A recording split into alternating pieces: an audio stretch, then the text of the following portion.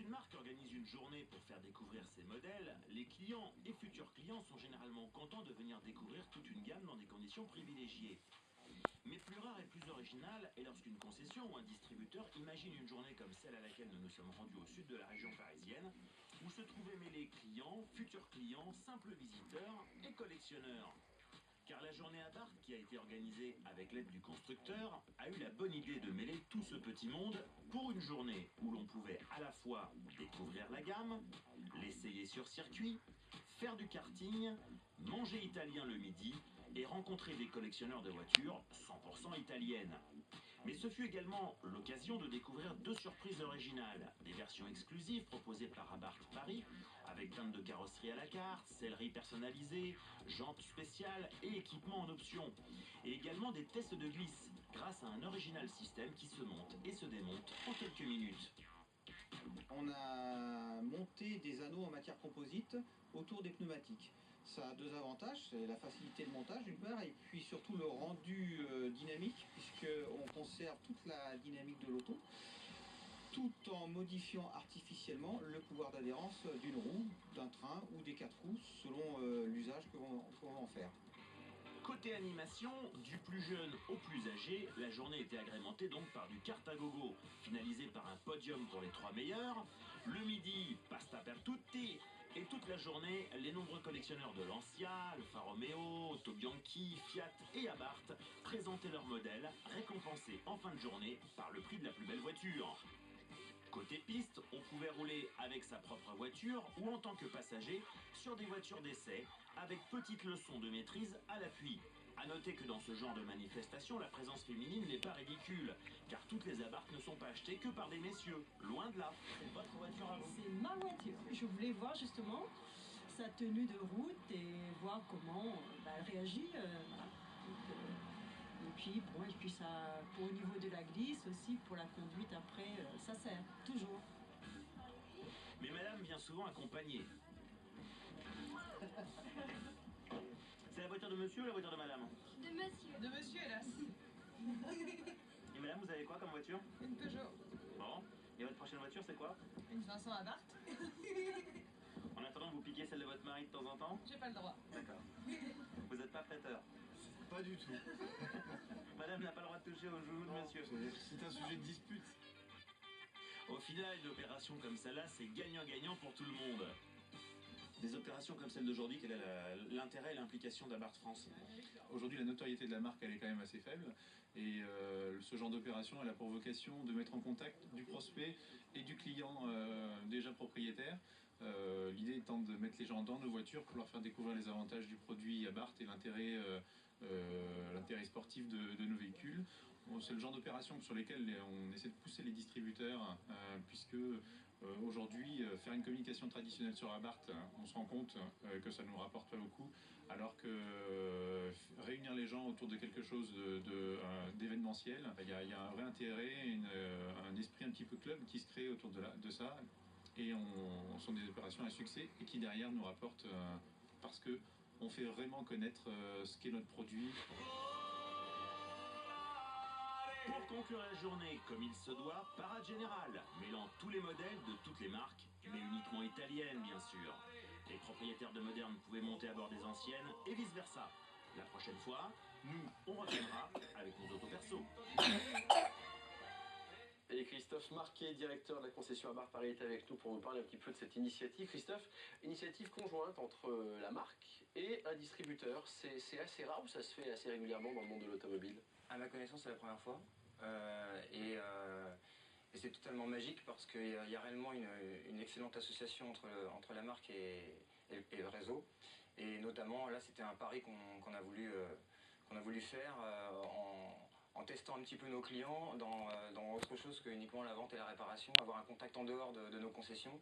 Et malgré les conditions climatiques qui étaient assez difficiles, parce qu'il faisait très froid. Il faisait pas très beau, il faisait froid. Exactement, on a été énormément et agréablement étonnés puisqu'il y a eu énormément de monde et un enthousiasme fantastique. Mais vos clients, c'est pas vraiment des clients comme les autres, parce qu'on les voit arriver avec des Ascendus, ça va faire plaisir à François Alain.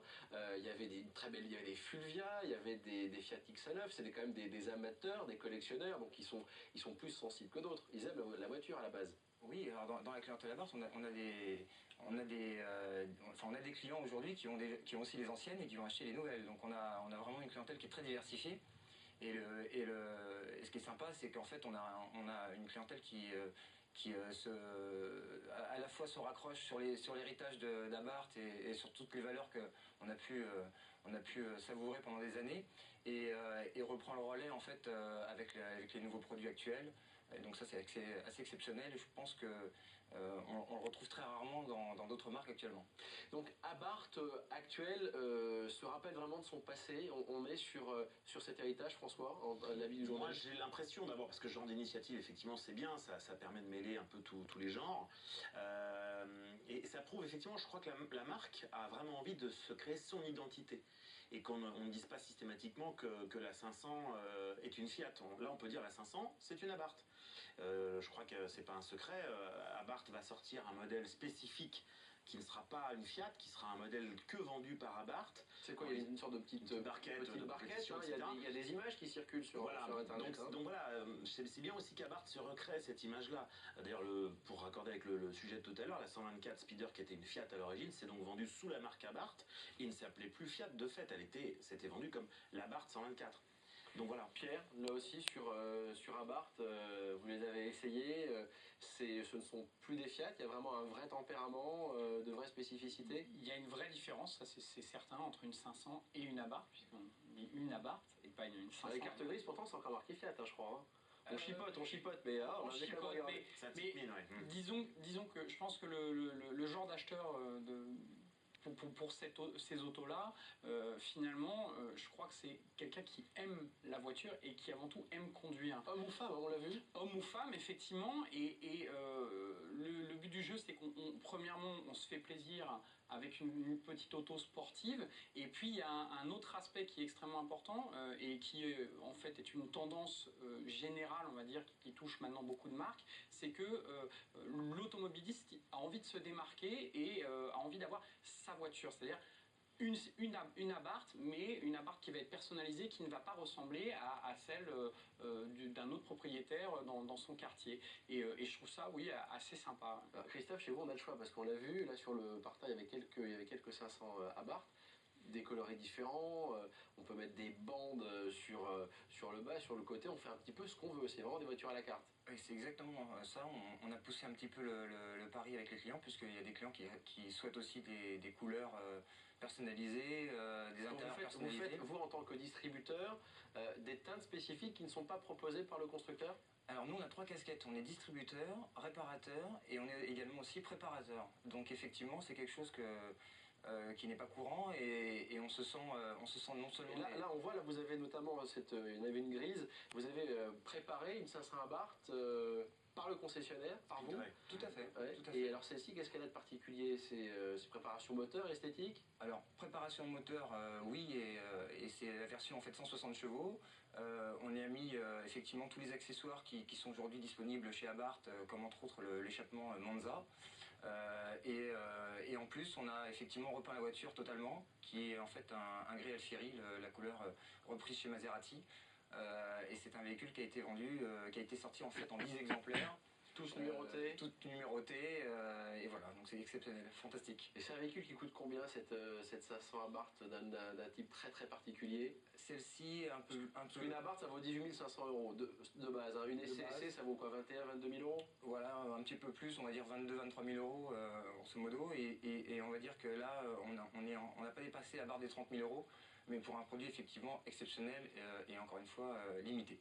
François, quand on voit ce genre d'initiative, marque et distributeur concessionnaire, on a un peu l'impression des grandes époques, notamment comme Chardonnay, qui distribuait Lancia dans les années 80. Ah ouais. Notamment, il fournissait les voitures à Alain Delon dans ses films. Exact. C'est ça, c'est des initiatives qui sont isolées, mais je pense que c'est important parce que c'est quand même le réseau d'une marque, c'est quand même le dernier maillon de la chaîne, c'est eux qui les vendent les voitures. C'est eux qui ont les clients.